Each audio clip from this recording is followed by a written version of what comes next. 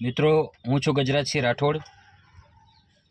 હમણાં ઘણા સમયથી લગભગ સમગ્ર રાજ્યમાં, આમ તો સમગ્ર દેશમાં માનસિક સ્વાસ્થ્ય બાબતની ખૂબ જ ચર્ચાઓ થઈ રહી છે। ત્યારે આપણું દેશનું યુવાધન, દેશનો વિદ્યાર્થી, આ બધા જ માનસિક સ્વાસ્થ્ય સામે કઈ બાબતે ઝઝૂમી રહ્યા છે, કઈ એમને સમસ્યાઓ નડી રહી છે, અને સાથે સાથે એ સમસ્યાઓ નિવારવા માટે આપણને સરકારશ્રી તરફથી SOP સ્ટાન્ડર્ડ ઓપરેટિંગ પ્રોસિજર આપવામાં આવી છે। એના વિશે આપણે થોડીક માહિતી જાણવી જરૂરી છે, જે હું આજના વિડીયોમાં આપની સાથે શેર કરી રહ્યો છું। લગભગ ફેબ્રુઆરી મહિનામાં બધા જ જિલ્લામાં શાળાઓની અંદર આપણને એક પરિપત્ર મળેલ છે। એની અંદર ડિસ્ટ્રિક્ટ લેવલ મોનિટરિંગ કમિટી બનાવવાનું કહ્યું છે। એમાં ખાસમ ખાસ જે બાબત પર ધ્યાન આપ્યું છે, વિદ્યાર્થીના માનસિક સ્વાસ્થ્ય અને આત્મહત્યા અટકાયત માટે આપણે સચોટ અને સાચા અને સારા પગલાં લેવા માટે આપણને અમુક પ્રકારની સૂચનાઓ મળેલ છે।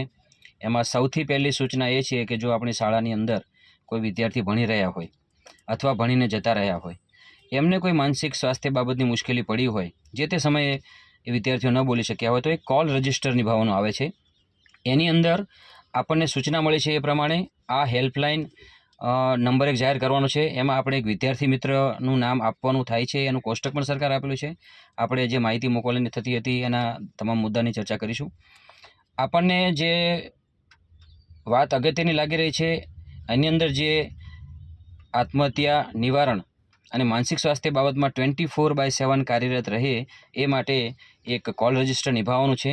એની અંદર જે આ બાબત માટે પીડિત લોકો છે, એને જે સમસ્યા નડેલી છે જે તે સમયે, ભલે ઘણા બધા સમય પછી એની રજૂઆત કરે તો એની રજૂઆત લેવાની છે અને કોલ રજિસ્ટર નિભાવવાનું છે, જેની અંદર કોલ કરેલ વ્યક્તિનું નામ, વિદ્યાર્થીનું નામ, એનો નંબર, એનો વિસ્તાર, સંસ્થાનું નામ, એની સમસ્યાની માહિતી, આ બધી જ બાબતો આપણે ટૂંકમાં લખી લેવાની છે। એ વ્યક્તિને આપણે સાંભળવાનો થાય છે, એનું પ્રોપર કાઉન્સેલિંગ કરવાનું થાય છે। એના માટે અમારા ખેડા જિલ્લામાં 26/12/2025ના રોજ આપણા માર્ગદર્શન શિબિર થયેલું। એમાં મુખ્ય વક્તા શ્રી ડૉક્ટર વિનોદ કુમાર ગોયલ સાહેબના માર્ગદર્શન હેઠળ ઘણી બધી ગાઈડન્સ અને કાઉન્સેલિંગની વાત કરવામાં આવેલી। એમાંથી આપણને ઘણા બધા મુદ્દા સમજાવવામાં આવેલા કે કોઈ પણ વિદ્યાર્થી હોય, વ્યક્તિ હોય અને માનસિક સ્વાસ્થ્યની કઈ કઈ સમસ્યાઓ નડી રહી છે એને આપણે સોલ્વ કરી શકીએ છીએ, જેથી કરીને એનું ભણતર સારું થાય અને સાથે સાથે એ ભણવાની અંદર એને જે વિચારો નડી રહ્યા છે, મુશ્કેલી નડી રહી છે, એ દૂર થાય, 100% એ ભણી ગણીને આગળ વધી શકે એ માટે સરકારશ્રીએ આપણને પગલાં લેવાના કીધેલા છે। ત્યારબાદ આની અંદર આપણને એક ખાસ માહિતી આપવામાં આવેલી કે વિદ્યાર્થીના માનસિક સ્વાસ્થ્ય અને આત્મહત્યા અટકાયત બાબતે એમને જે વિચારો અને એ બધું નડી રહ્યું છે એની આપણે નોંધ કરવાની છે, કોલ રજિસ્ટર નિભાવવાનું છે અને એમને બને ત્યાં સુધી એમની સાથે સારી સારી વાતો કરવાની છે। એને જીવનમાં રસ રહે, એજ્યુકેશનમાં રસ રહે, એના પરિવાર પ્રત્યે રસ રહે, એની બધી જ માનસિક બાબતોમાં એ હળવો ફૂલ થઈ જાય, એ બધી બાબતો આપણે એની સાથે ચર્ચા આવરી લેવાની છે।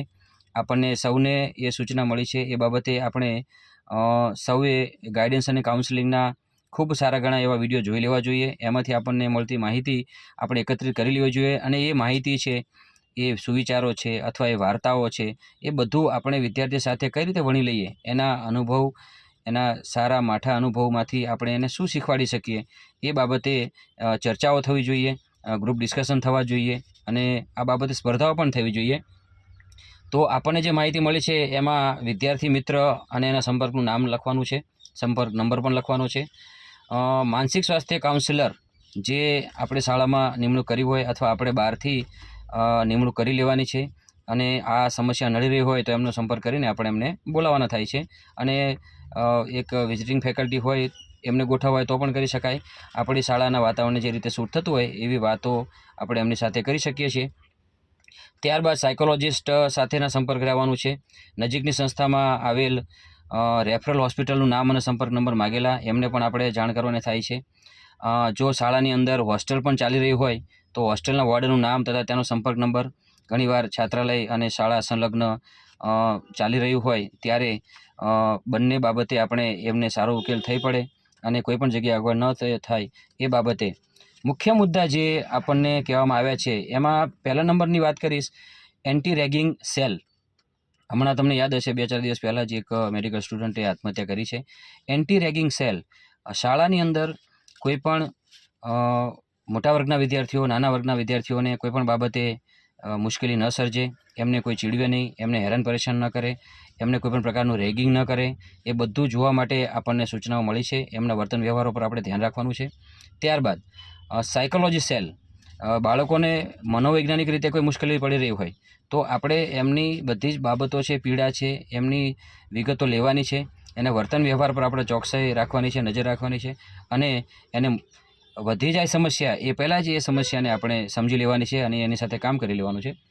ત્યારબાદ એક મુદ્દો છે કે સમાન તક સેલ બનાવવાનો છે. દરેક વિદ્યાર્થીને સમાન તક મળી રહેવી જોઈએ. ઘણીવાર એવું બનતું હોય છે કે આપણે હોશિયાર વિદ્યાર્થી હોય કે અન્ય કોઈ બાબતમાં એક્સપર્ટ હોય એ વિદ્યાર્થીઓ સાથે કામ કરી લઈએ છીએ અને ઘણા બધા બાળકો સુનમુન બેસી રહે. બધાને સમાન તક મળી રહે એ માટે આપણે કાર્યરત રહેવાનું છે. ત્યાર પછી છે ફરિયાદ નિવારણ સેલ. તો બાળકો તરફથી આપણને ફરિયાદ મળે, એ લોકો ન કહી શકે, આપણી સાથે વાતચીત ન કહી શકે તો પ્રશ્નપેટી રાખવાની છે. એની અંદર આપણે એમના પ્રશ્નો લેવાના છે.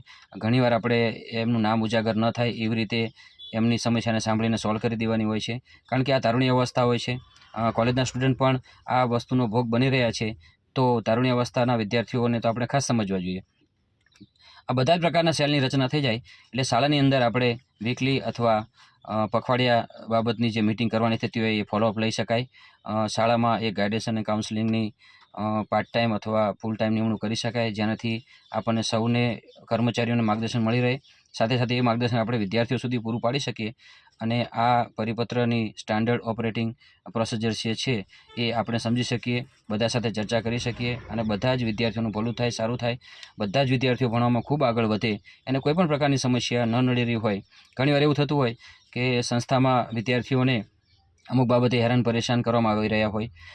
વિદ્યાર્થીઓ નાની મોટી ભૂલો કરતા હોય પણ એ ભૂલને વારંવાર એની સામે બોલીને ગણીને ટોર્ચર કરવામાં આવતા હોય. એમને વારંવાર એકની એક વાત સંભળાવીને એમને હતાશ કરવામાં આવતા હોય. આ બધી બાબતો આપણે ઘણી બધી ઘટનાઓ દ્વારા જોયેલું છે. આનું પુનરાવર્તન કરવાની કોઈ જરૂર નથી. પરંતુ બાળકો માનસિક સ્વાસ્થ્ય બાબતે સંપૂર્ણ ફરજ ચોક્કસ રહે, સંપૂર્ણપણે એમ નિડર રહે, નિર્ભય રહે, પરીક્ષાના ભયથી પણ દૂર રહે અને એ બધી જ રીતે નિર્ભય રીતે નિખાલસ વાતાવરણમાં મુક્ત રીતે વિહરી શકે, વિચારી શકે, વાંચી શકે, લખી શકે, ભણી શકે. આ બધું આપણે જો સમયસર કરી શકીએ તો લગભગ બધા જ વિદ્યાર્થીઓનું માનસિક સ્વાસ્થ્ય સારું થાય. અને આ એક એવી સમસ્યા છે જે સમયસર જો નિવારવામાં ન આવે તો સમય જતાં આ બાબત ખૂબ નુકસાનકારક નીવડી શકે છે. ઘણા લોકોને માનસિક સ્વાસ્થ્ય એટલું બધું બગડે છે કે શરીરમાં ઘણી બધી માનસિક પીડા થતી હોય, એમને રાત્રે ઊંઘ ના આવતી હોય તો મનોચિકિત્સકના કહેવા પ્રમાણે એમને દવાઓ પણ લેવી પડતી હોય છે. અને વધારે વધી જાય આ બાબત, આગળ નીકળી જાય તો માણસનું જીવન જીવવાનું પણ મુશ્કેલ થઈ જતું હોય છે. આ બધી સમસ્યાઓ, આ બાબતો આપણાથી કંઈ અજાણ નથી.